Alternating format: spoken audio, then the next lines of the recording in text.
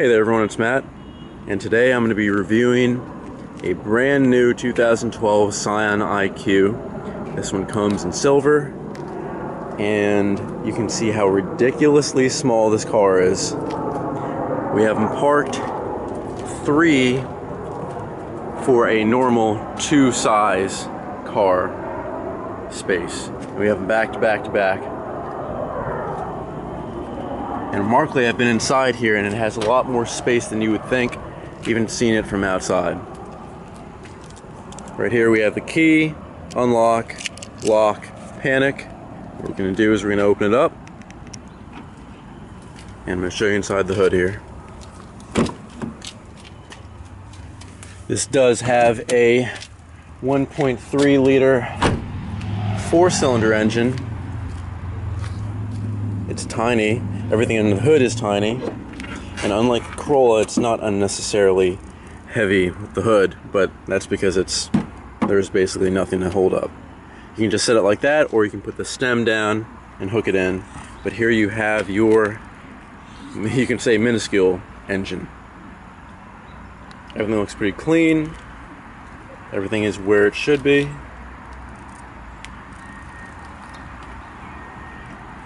And let's close it up and take a look at the trunk.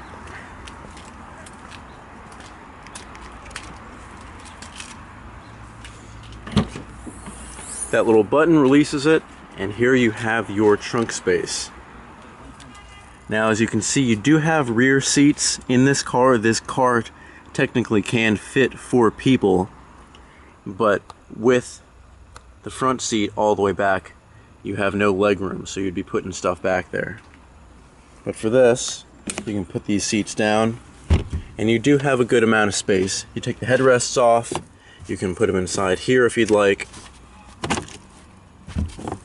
and you have a lot more space. And of course, you have little cup holders here, so you can be fine in the back. I don't know if you've seen the commercial with, I think it was Dog the Bounty Hunter and some of his friends.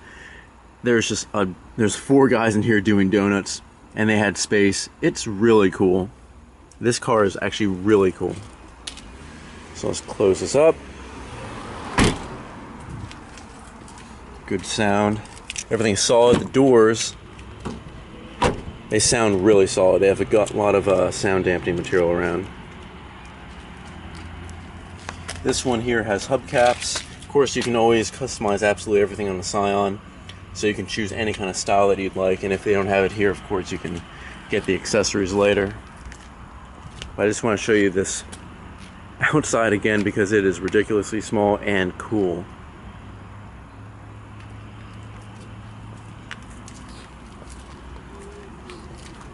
I don't know how many people have been thinking about buying this, but this is a great city car. I'm an extremely, extremely big fan of this, and I'm glad I'm actually able to see this in real life. So, let's take a look inside.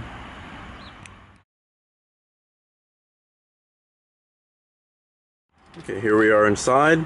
2 doors, no back doors, of course.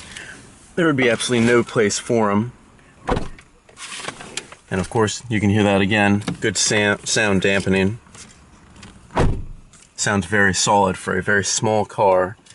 And of course, the price is really low too. So, let me put the key in the ignition. You can hear how it starts up.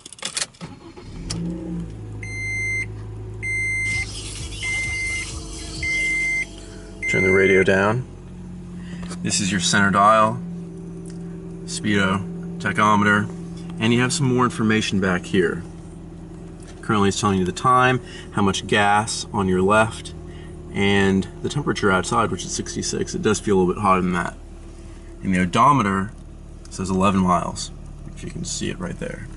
And of course you have your standard stock of items everywhere here. It looks like this can come with an optional push button start on here, but you can always add that later.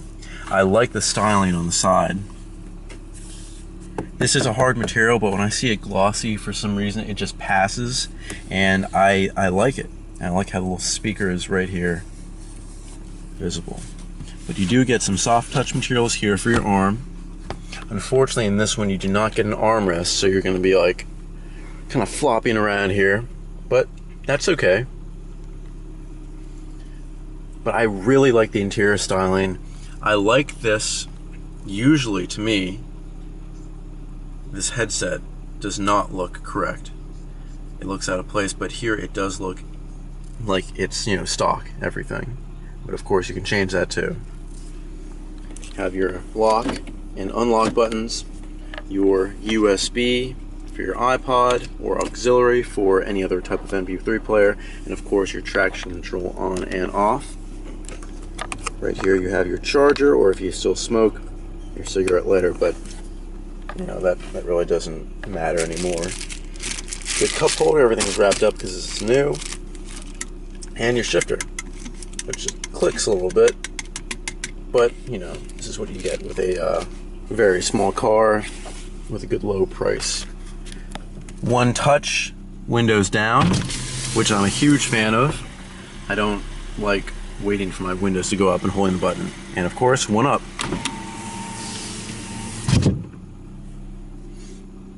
No sunroof, no space for it. Now, what I like here about the reading light is you can aim it. Of course, you can turn it on, but you can aim it. I think that is really cool. It saves space. You don't have to have two lights, but of course, you know, somebody can't have the light.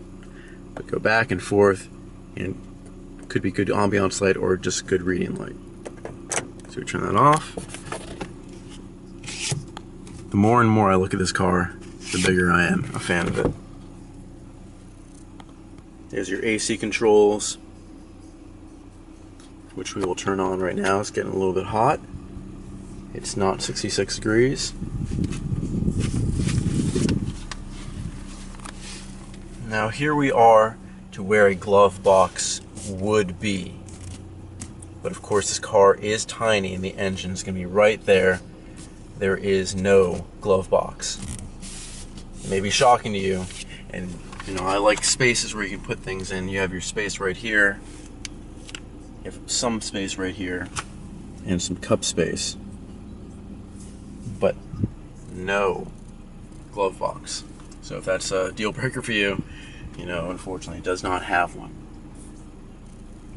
So let me turn off the engine and let me show you how it feels to get inside this car and go in the back seat, which is something you may care about, because I know in this car you're probably just going to be hauling groceries around, but if you ever have the third or fourth person in the car, this is going to be useful. Of course, just like any, I guess you could call it a coupe, but not really. Slide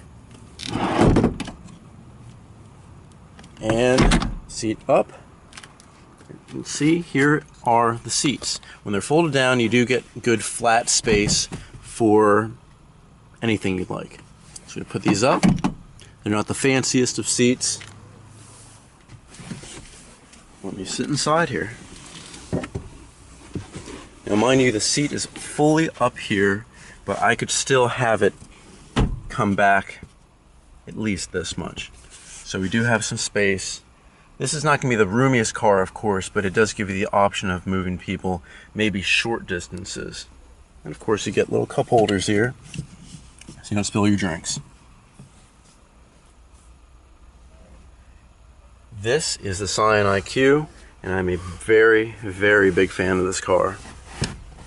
They do a lot of things right with the little space they're given. And of course, I'm a huge fan of that. And it's good from back here. You get little windows.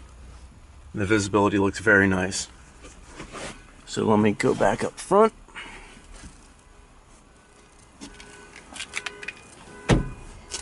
And put the seat back. It's very simple.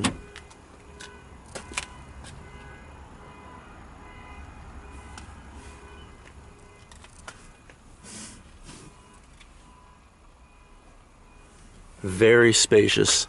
I would not expect that in a car this small. So let me close the door. Oops. Again, good sound dampening. This is a car I would definitely recommend to anyone. It's small, gets good gas mileage. It's a Toyota, you know, Scion's a brand owned by Toyota, so you know this car is going to last you a long time. And if you're looking for just better space, better gas mileage, you have it right here.